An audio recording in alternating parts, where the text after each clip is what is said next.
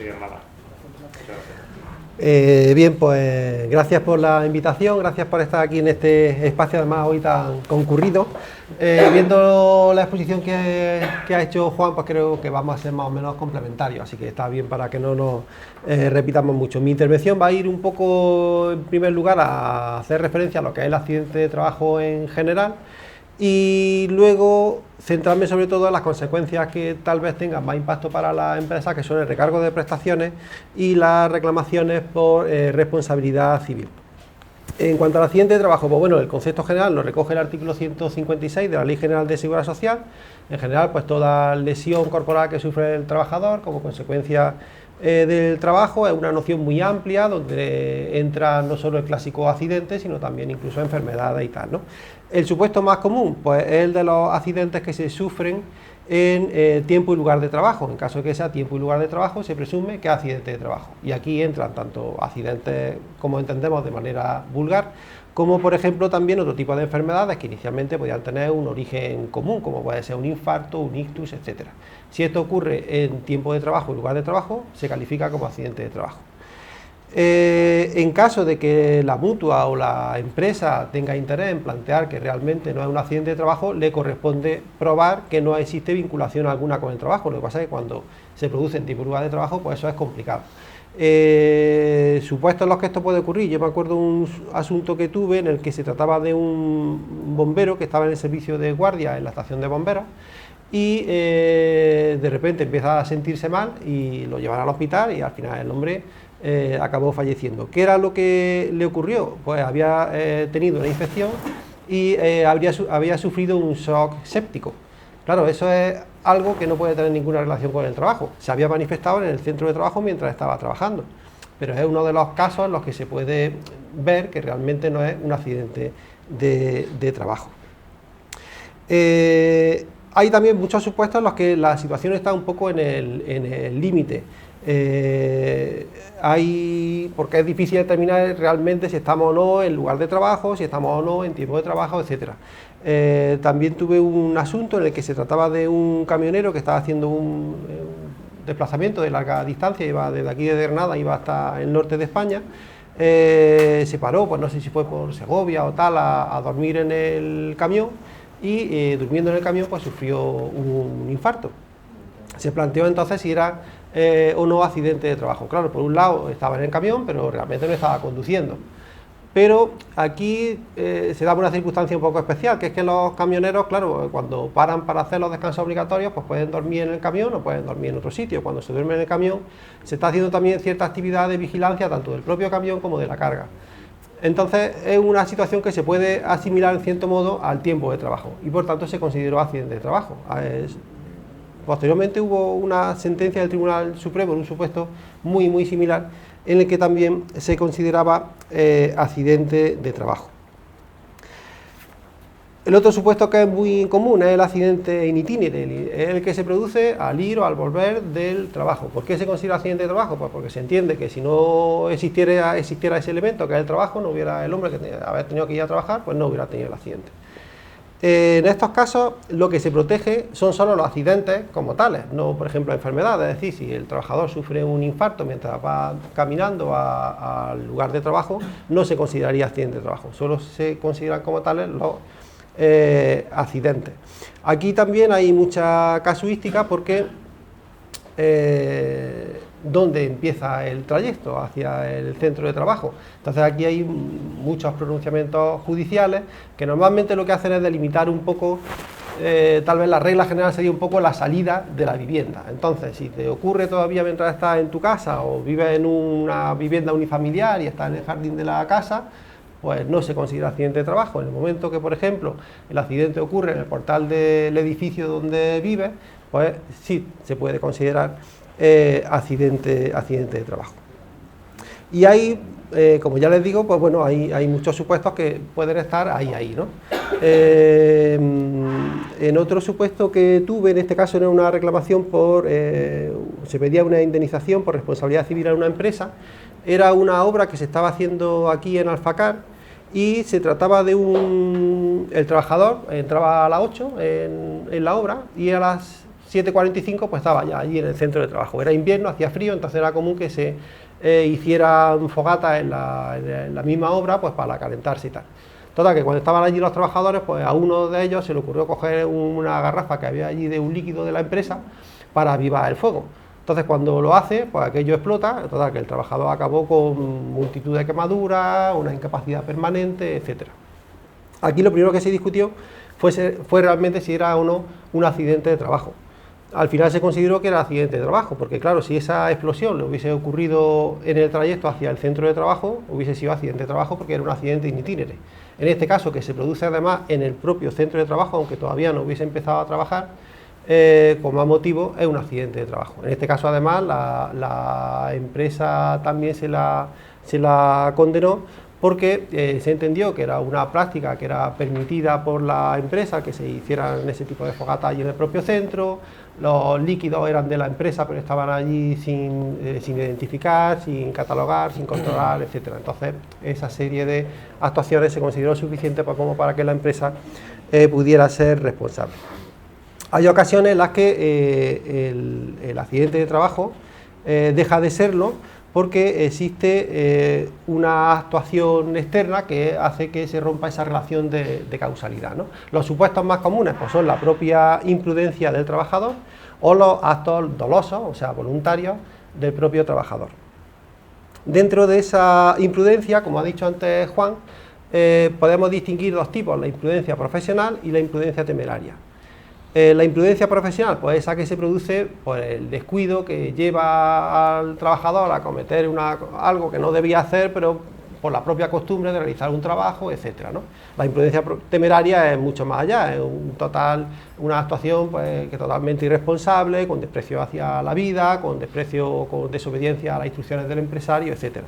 Como siempre, el determinar dónde estamos, si una imprudencia es profesional o es temeraria, pues a veces puede ser complejo. La diferencia es importante porque la imprudencia profesional no excluye que sea accidente de trabajo, mientras que la imprudencia temeraria sí. Hay muchos casos en los que, después además cuando veamos el tema del recargo lo veremos también, en los que cuando se está efectuando una reclamación frente a la empresa lo que se plantea es que había una actuación imprudente y temeraria por parte del trabajador, ¿no? Para que vean un poco la distinción entre esta imprudencia profesional o temeraria en un asunto en el que se discutió esta misma cuestión, ¿no? Se trataba de un trabajador que estaba dirigiendo a otro que con una mini excavadora pues estaba haciendo un desmontaje de un muro. Entonces él estaba alrededor, pues, un poco vigilando cómo se estaba haciendo la actuación y en un momento dado pasa por detrás de la máquina, justo en el momento en el que estaba girando, entonces con la cabina lo atrapó contra un muro, otro muro que había. Entonces, claro, ahí la empresa planteaba que era una imprudencia temeraria. Realmente, por cómo se produce el hecho, pues parece más bien una imprudencia profesional, es un descuido que puede ocurrir en un trabajo normalmente. También se ha hecho antes referencia al tema del alcohol. Efectivamente, el alcohol, el consumo de alcohol puede ser determinante de considerar la imprudencia como temeraria. Desde luego, aquí por ejemplo, que está conduciendo un vehículo, una grúa, etcétera, y tiene una tasa de alcohol muy elevada, si ocurre un accidente, pues lo normal es que se considere que la imprudencia es temeraria. Pero también hay que determinar si realmente el consumo de alcohol tiene o no incidencia en el accidente.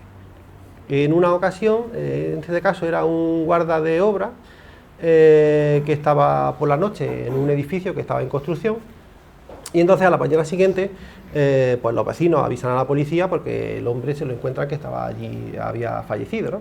Cuando se hace la investigación del accidente se descubren dos cosas, una que había caído desde una cuarta planta porque el vallado de la obra no estaba fijado correctamente y había cedido, y la otra que como en estos casos se hace un análisis toxicológico, pues se detecta que había consumido alcohol también. Entonces en este caso había consumido alcohol, sí, tuvo incidencia en el accidente, pues aquí lo fundamental fue que el vallado no estaba correctamente colocado y se produjo la caída. Si el vallado hubiese estado correctamente colocado, la caída no se hubiera producido. Entonces, en este caso, por ejemplo, el hecho del consumo de alcohol no excluye la consideración del accidente como accidente de trabajo. Y luego encontramos las actuaciones dolosas del propio trabajador, es decir, las actuaciones voluntarias. Aquí el caso típico sería, por ejemplo, el suicidio. el suicidio de un trabajador, aunque ocurre en el centro de trabajo, en principio pues no es un accidente de trabajo. Sin embargo, en estos casos también hay que analizar el supuesto concreto. Hay una sentencia del Tribunal Supremo muy reciente, justo antes del verano, en la que se confirmaba otra sentencia de la Sala de lo Social del Tribunal Superior de Justicia de Cantabria. En este caso era un trabajador de un supermercado que, según la sentencia de la Sala de lo Social, a consecuencia del estrés al que está sometido, a las exigencias por parte de la empresa de tal, pues entra en un proceso depresivo que le lleva finalmente al suicidio. En este caso el suicidio ni siquiera se produjo en el centro de trabajo, se produjo en su casa. Pero se valoró que este trabajador no tenía ningún tipo de antecedente psiquiátrico. En el procedimiento, al parecer, se acreditó también que existía ese nivel de estrés, ansiedad tal, y que la única causa a la que se le podía atribuir era esa sobrecarga en el puesto de trabajo. Se entendió además que la empresa no había valorado correctamente medidas preventivas para evitar esas posibles situaciones estresantes y tal, y se calificó esta situación como accidente de trabajo. No hay nada que no se sabe. ¿Cómo se sabía que el que se quedó del cuarto forzado, cómo se sabía que no se suicidó tirándose? Claro, no se sabía. Lo que se sabía era valla, mal y alcohol. Era lo único que se sabía. La valla mal prima sobre el alcohol. Exactamente. Bueno, en estos casos, la empresa, cuando se produce el accidente, tiene que, aparte de hacer el parte del accidente, comunicarlo a la mutua y tal, también es importante que en los casos en los que existe una muerte, existe un accidente grave, muy grave, afecta a más de 4 trabajadores, también tiene que efectuar comunicación a la autoridad laboral para que lo comunique a la inspección de trabajo para que pueda actuar. El incumplimiento de esa obligación, en el caso además de muertes o accidentes muy graves, puede ser de 40 y tantos mil euros, o sea que la sanción puede ser importante en caso de que no exista esa comunicación. En cuanto a los mecanismos de reparación del accidente, pues aparte del recargo de prestaciones y de la acción de responsabilidad civil a que me voy a referir a continuación, cuando se produce un accidente de trabajo, esto puede dar lugar a multitud de actuaciones, muchas de las cuales acaban luego en los juzgados de lo social. Por un lado, claro, puede dar lugar a una incapacidad temporal, a una incapacidad permanente del trabajador, puede dar lugar a las mejoras que prevé el convenio, que hay en muchas ocasiones, se prevé indemnización en caso de accidente de trabajo, si se produce algún tipo de incapacidad, complementos de la incapacidad temporal de la prestación. Puede dar lugar a las sanciones administrativas que se imponen por parte de la inspección de trabajo si hay infracción de medidas de seguridad, y puede dar lugar también incluso a un procedimiento penal. Y también en los juzgados de lo social, pues bueno, hay ocasiones en las que el procedimiento que nos encontramos es de determinación de contingencia. Son procedimientos en los que se discute si realmente lo que ha ocurrido se puede calificar o no como un accidente de trabajo. También puede haber otras consecuencias para la empresa, como puede ser la responsabilidad en esas prestaciones de seguridad social hacia el trabajador. En los casos en los que, por ejemplo, el trabajador no se encontrara de alta por parte de la empresa en el momento del accidente, la prestación de incapacidad temporal que haya, o si luego hay una incapacidad permanente, la mutua y el INS la van a empezar a pagar para no dejar desprotegido al trabajador, pero la responsabilidad va a ser completa para la empresa, y eso teniendo en cuenta lo que puede suponer el pagar una pensión de incapacidad durante toda la vida de una persona, pues claro, puede ser mucho dinero. Hay también ocasiones en las que lo que se plantea es que a lo mejor el trabajador estaba en alta por parte de la empresa, imaginemos que se le reconoce una incapacidad permanente, pero estaba de alta como peón y la empresa estaba cotizando, pongamos, por 1.500 euros todos los meses por él, ¿no? Y cuando se le reconoce la incapacidad permanente, el trabajador plantea que en realidad las funciones que hacía eran de oficial primera, no de peón, y que por tanto la cotización, en vez de haber sido 1.500 euros, tenía que ser 1.700. Claro, eso tiene luego incidencia en la pensión de incapacidad permanente que le puede corresponder. Si eso se determina que es así, que la empresa estaba cotizando incorrectamente por el trabajador, esa diferencia en la pensión también la va a tener que pagar directamente la empresa. Y vamos ya al recargo de prestaciones. Bueno, el recargo de prestaciones ya lo ha definido un poco Juan, lo prevé la Ley General de Seguridad Social, supuestos en los que, como consecuencia de una falta de medidas de seguridad, se produce un accidente que genera prestaciones para un trabajador. Cuando hablamos así, que esas prestaciones se van a incrementar entre un 30 y un 50%. ¿Eso qué significa en la práctica? Pues que, por ejemplo, si el trabajador ha estado de baja durante un año y en ese año por la Seguridad Social se le ha abonado unas prestaciones de incapacidad temporal de 20.000 euros, si el recargo es del 50%, la empresa va a tener que pagar 10.000 euros. Claro, si lo que ocurre es que lo que se le ha reconocido es una incapacidad permanente, una incapacidad absoluta, y en ese caso la Seguridad Social lo que hace es que hace un cálculo de lo que cuesta, digamos, esa pensión. Entonces dice, bueno, pues el trabajador tiene 30 años, la pensión es tanto dinero, ¿cuánto vale esta pensión? Dice 250.000 euros. Entonces, claro, en ese caso el recargo son 125.000 euros. Entonces el recargo ese entre el 30 y el 50% es de todas las prestaciones que se generen, por la incapacidad temporal, incapacidad permanente, orfandad, viudedad, las que sean, ¿no?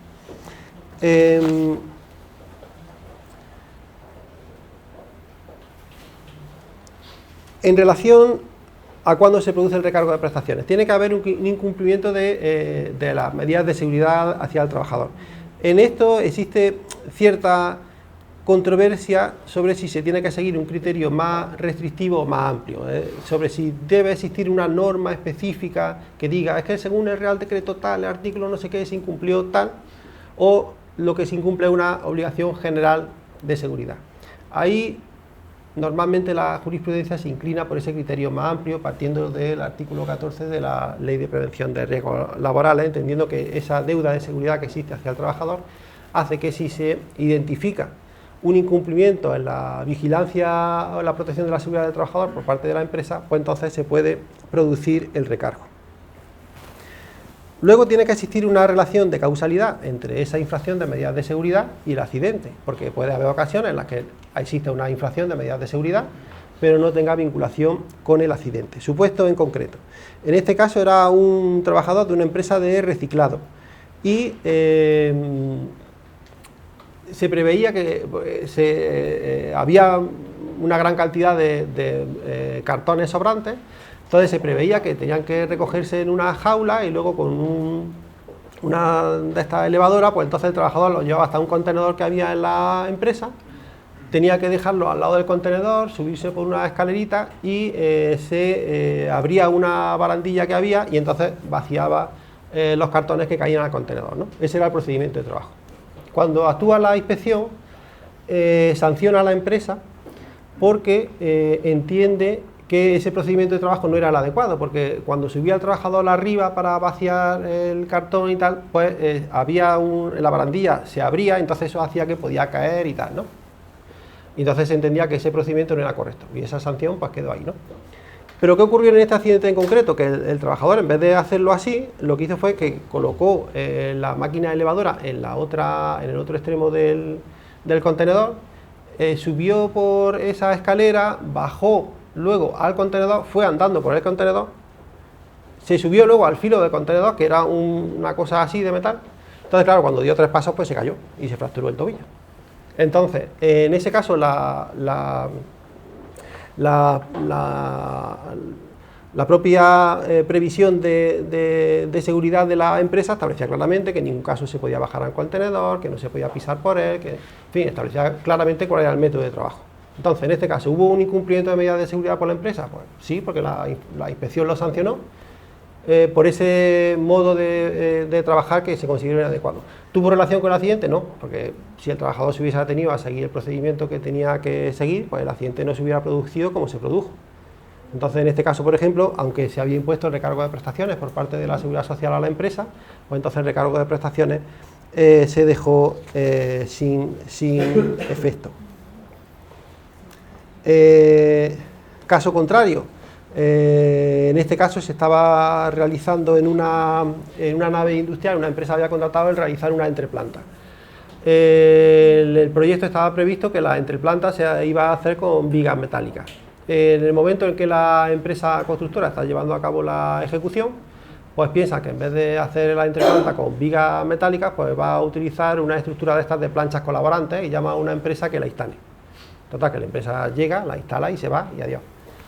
¿Qué ocurre? Cuando luego están encofrando, en el momento que empiezan a vertir hormigón en aquella estructura, Pues de repente aquello cede, estaban a 4 metros y pico de altura y uno de los trabajadores en particular pues sufre un accidente bastante importante.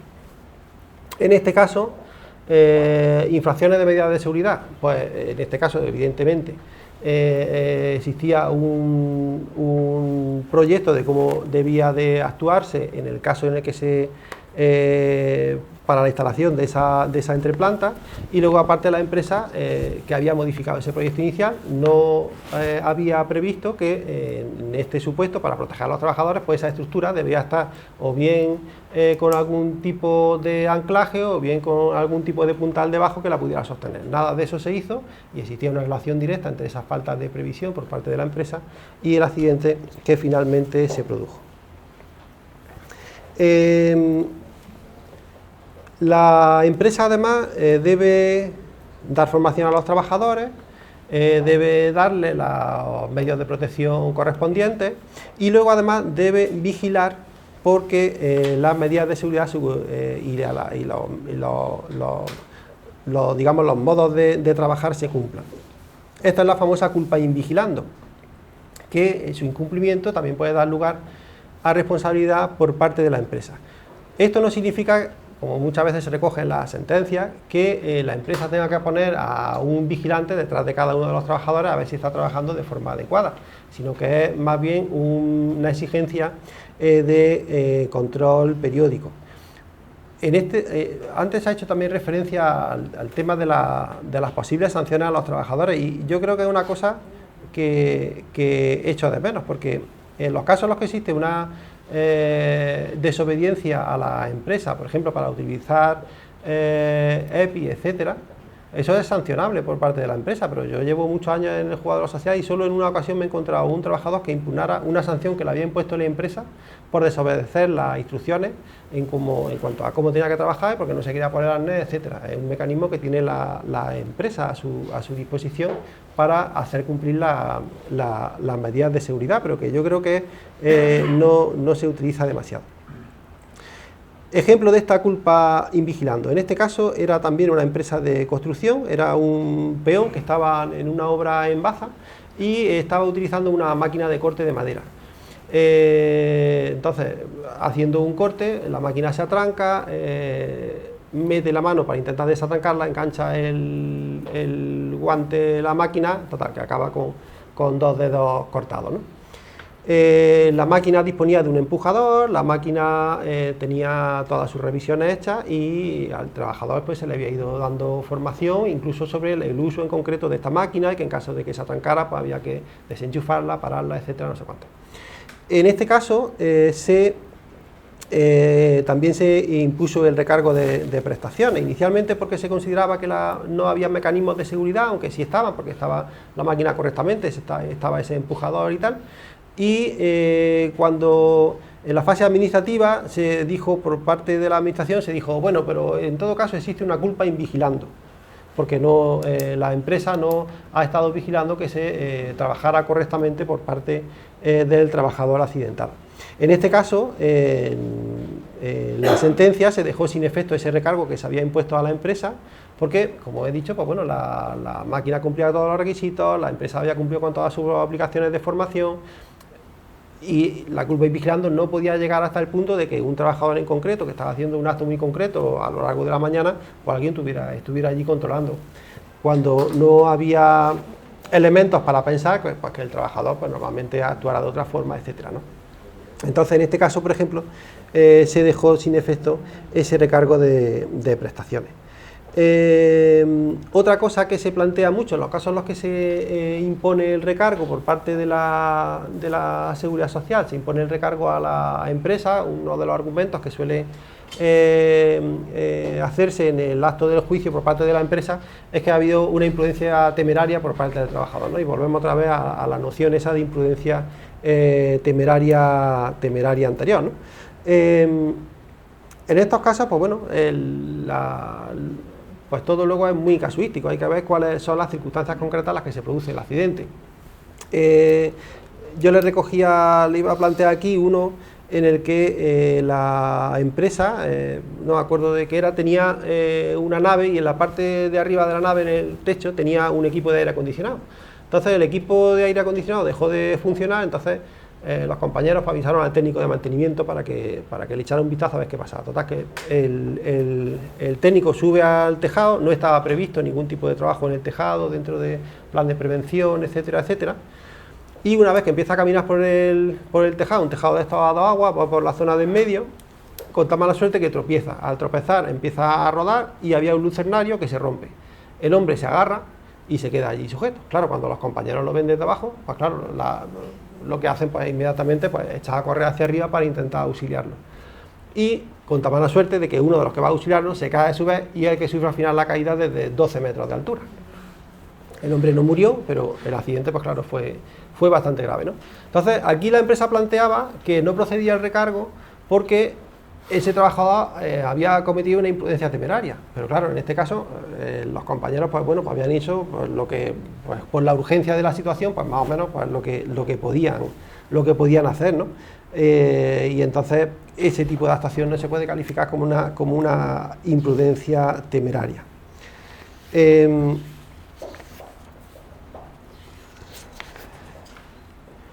Luego, el tema de la responsabilidad en el pago del recargo, pues yo creo que más o menos ahí Juan creo que ya sí ha venido a fijarlo, ¿no? Tanto la relación sea entre empresa principal, subcontratista, etcétera, al final lo que vamos siempre a determinar cuál es el empresario infractor. Entonces, hay ocasiones en las que todas las empresas que intervienen van a ser responsables, solidariamente. Hay otras ocasiones en las que se va a identificar quién es el concreto el que ha incumplido la normativa en materia de seguridad a efectos de que se le imponga el recargo. En los casos en los que, por ejemplo, existe una obligación de coordinación y se incumple esa obligación de coordinación, pues ahí normalmente van a responder las dos empresas, ¿no? Debe tratarse de empresas. Yo en una ocasión tuve un supuesto en el que la Seguridad Social había impuesto el recargo de prestaciones a una comunidad de propietarios. En este caso era una comunidad de un bloque de aquí de Granada que había contratado con una empresa pues unas obras de demolición. Y mientras estaban haciendo las obras pues se produjo la caída de un muro y un trabajador acabó accidentado. La Seguridad y el INS impuso el recargo de prestaciones tanto a la empresa constructora como a la comunidad de propietarios. Pero en este caso, en fin, hay mucha jurisprudencia que en estos supuestos pues se excluye de responsabilidad a ese tipo de comunidades, igual que se excluye de responsabilidad a un particular que contratase la realización de una obra parecida. Como les digo, hay que ir a determinar cuál es el empresario constructor. Hay una sentencia del Tribunal Supremo del año 2020, en este caso era una empresa de Gijón que se dedicaba a la obtención de zinc por procedimientos químicos. Era un proceso muy complejo y tal, ¿no? Y era una empresa que por los tipos de trabajos que hacía, pues cada varios meses tenía que parar toda la producción y buscar a una empresa especializada que realizara el mantenimiento, limpieza, etcétera, de toda esa maquinaria que tenía. Entonces, esta empresa principal pues contrata con esa otra empresa, le da información sobre cuáles son los posibles riesgos que pueden tener en los trabajos que tienen que realizar y tal. Entonces, que la empresa empieza a hacer su trabajo de mantenimiento y acaban intoxicados por mercurio 47 trabajadores. En este caso, inicialmente, pues claro, se planteó la responsabilidad de las dos, de la empresa empleadora de los trabajadores y de la empresa principal, pero finalmente se determinó que la única responsable era la empresa principal, porque no había advertido a la otra empresa que tenía que llegar allí que existía riesgo de contaminación por mercurio. Se había referido a otros riesgos en general, pero claro, la empresa que llegó no podía adoptar medidas en concreto para proteger a sus trabajadores frente a esa intoxicación por mercurio. Otra sentencia, esta de la Sala de lo Social de Andalucía, de Sevilla, esta es de hace unos meses. En este caso era una empresa que se dedicaba a comercializar harinas, semillas, piensos y tal, ¿no? Y le encarga a una empresa constructora el que le hiciera una nave para su actividad. En este caso, el accidente se produjo porque había un montacargas que no estaba protegido ante posibles caídas y se produjo la caída de un trabajador. En este caso se impuso el recargo de prestaciones a la empresa constructora y se quería ampliar también la responsabilidad frente a esa empresa principal que había contratado esa obra. La Sala de Sevilla al final entendió que en este supuesto no se le podía imputar responsabilidad a esa empresa, puesto que por un lado no era un centro de trabajo propio, porque precisamente era una nave que se estaba construyendo, y porque el incumplimiento que había dado lugar al accidente, esa falta de medidas de seguridad en el montacarga, era algo que era solo imputable exclusivamente a la empresa constructora, y ahí poco que tenía que ver la empresa principal. En el caso en el que se trata de empresas promotoras y constructoras, como ha dicho también Juan, en este caso entra además la normativa esta específica del Real Decreto de 1997, que puede hacer que en ocasiones las obligaciones, por ejemplo, hacia el promotor sean mayores.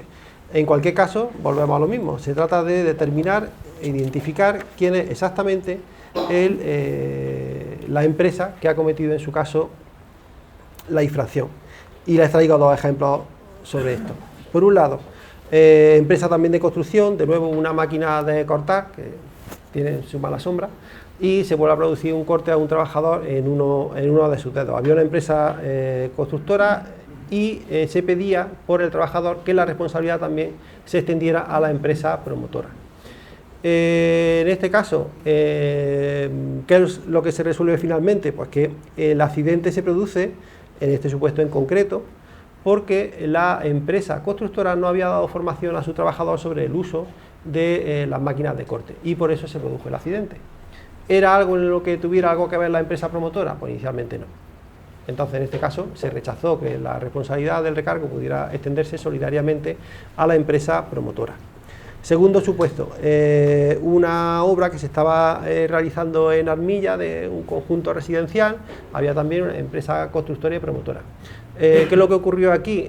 Se produjo el accidente porque había un trabajador al que le cae, estaban desencofrando, les cae un tablón desde una planta de encima, pero es que luego además cae a la planta de abajo porque no había ninguna medida de protección para evitar caídas. O sea, en este caso el informe de la inspección era demoledor, o sea, era una obra en la que no había nada de medidas de seguridad, o sea, nada previsto para evitar este tipo de situaciones. En este caso sí se extendió la responsabilidad al promotor. ¿Por qué? Porque el promotor designa al coordinador de seguridad y salud en la ejecución de la obra, y en este caso digamos que la falta de medidas de seguridad era tan evidente y tan clara que se entendió que por parte de la empresa promotora no había existido la más mínima vigilancia sobre cómo se desarrollaba esa actuación. Pasamos a la responsabilidad civil empresarial en caso de accidente de trabajo. Como se ha dicho antes, en el caso del recargo de prestaciones, la responsabilidad es cuasi objetiva.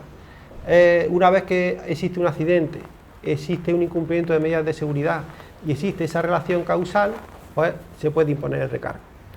En el caso de la acción de responsabilidad civil, se exige algo más, se exige una actuación culposa, negligente por parte de la empresa, y la posible culpa del trabajador también puede dar lugar a algo más de juego.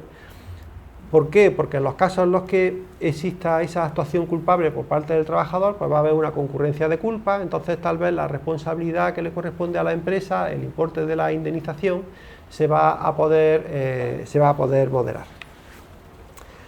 En relación a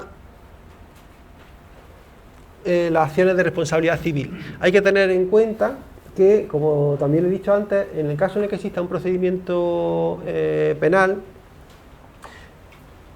en el caso en el que se estime que existe delito, también se va a poder condenar al pago de esa responsabilidad civil en ese procedimiento penal. Hay veces, sin embargo, que, claro, el procedimiento penal, digamos que queda para aquellos incumplimientos empresariales más graves. Entonces puede ocurrir que exista un procedimiento penal en el que se determine que no existe delito, pero eso no excluye el que pueda existir una acción de responsabilidad civil, en este caso ante los tribunales de la jurisdicción social. ¿Cómo se calcula la cuantía de la indemnización que le corresponde al trabajador en estos casos? Pues hace años pues, no existía un criterio claro. Entonces ahí un poco, pues cada tribunal pues fijaba un poco a su arbitrio la indemnización que le correspondía al trabajador. Desde hace ya unos años, lo que se sigue comúnmente por casi todos los tribunales es el uso del baremo de daños causados en los accidentes de vehículos de motor, el baremo de tráfico famoso. Es decir, cuando hay un accidente de tráfico, para determinar cuál es el importe de la indemnización que le corresponde a la persona que ha sufrido el accidente y que le tiene que pagar el culpable del accidente, pues se acude a un baremo. Entonces en el baremo se dice, pues en caso de muerte, pues tanta cantidad a esta persona, esta persona, esta persona. En caso de lesiones, pues si son se ha perdido algún miembro, se ha perdido la vista o tal, pues tanto dinero. Si la persona ha estado 100 días en el hospital, pues tanto dinero. Entonces, se objetiva bastante el importe de la indemnización. Y entonces, para los casos en los que existe esta petición de responsabilidad civil por accidente de trabajo, se suele utilizar este baremo. Este baremo, claro, puede dar lugar a cantidades bastante importantes. En una ocasión se trataba de una trabajadora que tenía ya problemas de visión previa porque había tenido algún desprendimiento de retina y tal, y es contratada por una administración. Cuando la contratan, le hacen la valoración inicial y dicen, bueno, puede trabajar, pero no puede coger pesos porque tiene problemas tal de antecedentes de desprendimiento de retina tal y le puede volver a suceder, está contraindicado que cargue pesos. Total, que la mujer empieza a trabajar y a los días le dice a los jefes, le dice, oye, donde me habéis puesto, porque era una cocina de estas como industriales y tal, le dice, oye, aquí estoy cogiendo muchos pesos y no debería cogerlo y tal, y no le hacen mucho caso.